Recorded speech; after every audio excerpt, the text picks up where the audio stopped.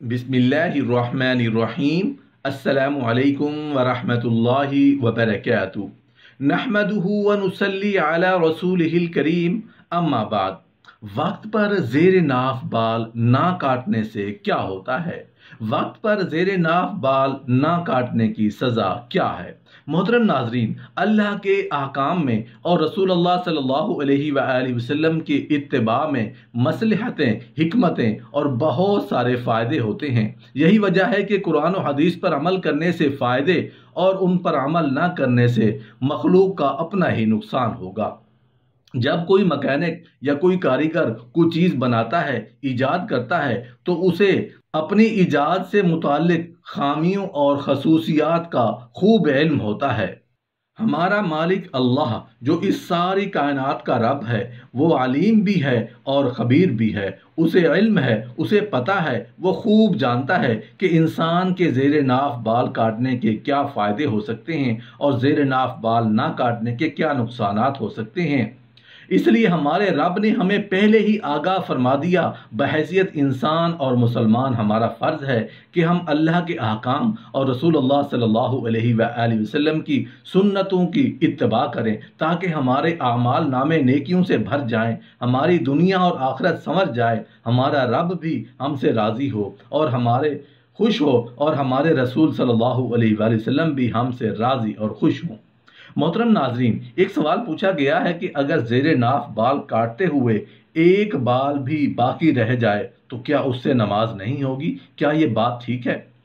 देखें, ये जिहालत से भरपूर बात है। ज़ेरे नाफ बाल काटते हुए कोई एक बाल रह जाए तो नमाज ना हो, ये तो अजीब सी बात है। इसका हकीकत से कोई ताल्लुक नहीं। जिस्म की सफाई अच्छे तरीके से हो, बहुत अच्छी बात है, लेकिन उससे नमाज के होने और ना होने से कोई ताल्लुक नहीं है। ऐसी बातें स्कूल, कॉलेज और यूनिवर्सिटीज़ वगैरह में मारूफ हो जाती हैं कि ऐसे इंसान की नमाज कबूल नहीं और ऐसे इंसान का खाना पीना हराम हो जाता है। ऐसा भी कुछ नहीं है।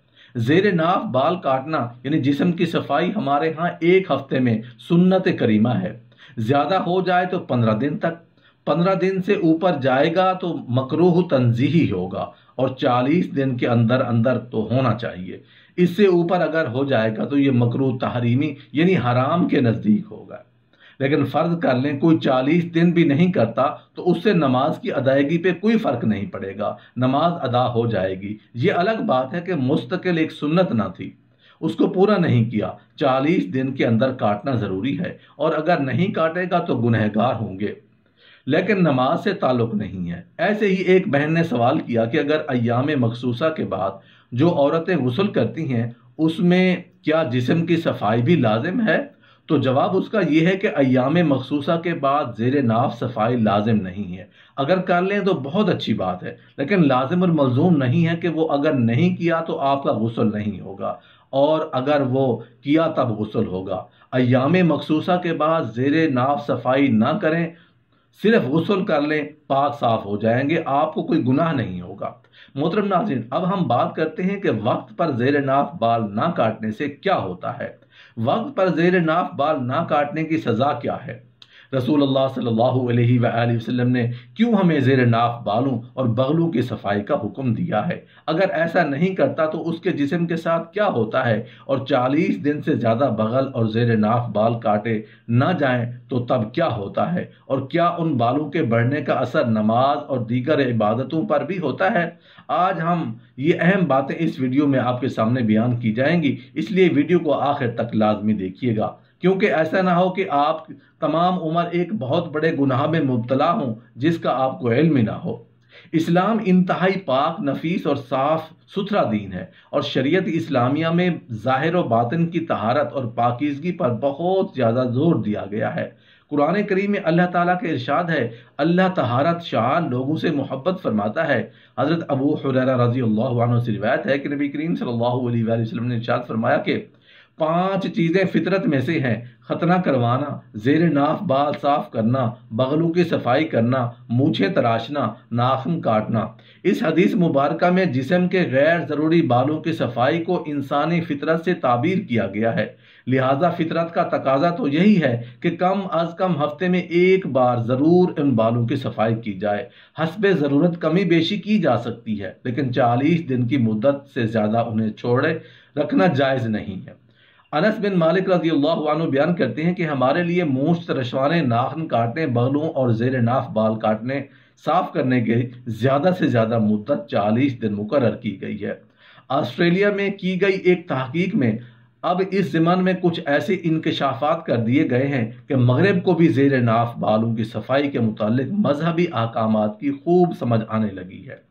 سائنسدان ڈاکٹر کیمرون ویب کا کہنا ہے کہ حالیہ تحقیقات میں پتہ چلا کہ مغربی ممالک میں بے شمار ایسے لوگ ہیں جو زیر ناف بالوں میں جوؤں اور پسوں کا مرض میں مبتلا ہے۔ ڈاکٹر کیمرون کا کہنا ہے کہ یہ جوئیں اور پسو عام جوؤں کی نسبت بہت چھوٹے ہوتے ہیں اور عموماً اس بیماری میں مبتلا شخص کو ان کی موجودگی کا مکمل طور پر ادراک بھی نہیں ہوتا۔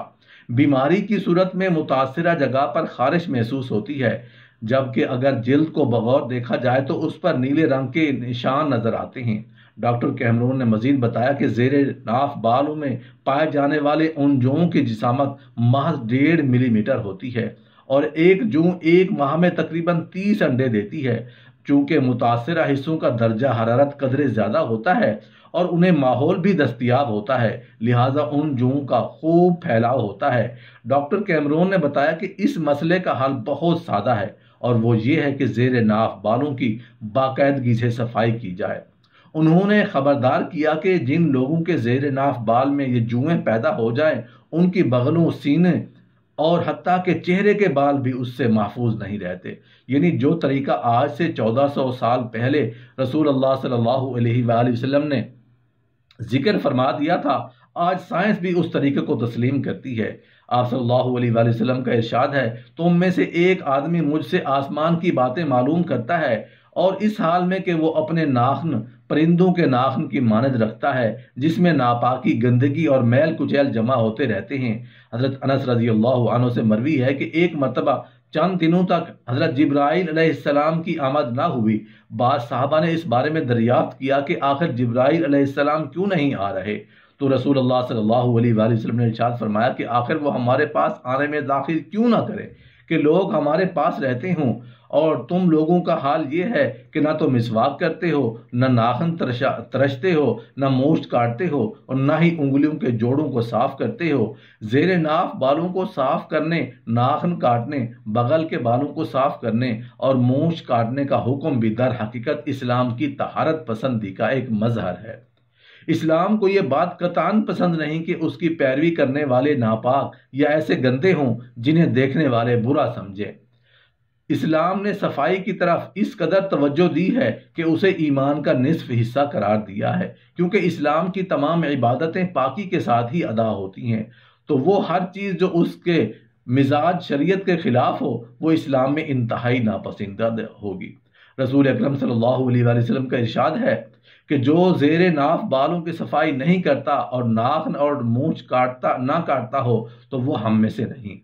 زیر ناف بالوں کی صفائی، ناخن تراشنا، بغل کے بالوں کی صفائی نہ کرنے کی صورت میں گندگی کا جمع رہنا بالکل ظاہر ہے۔ جس گندگی میں یہ خطرناک بیکٹیریاز ان جگہوں میں پیدا ہوتے ہیں جو کئی خطرناک بیماریوں کا باعث بنتے ہیں۔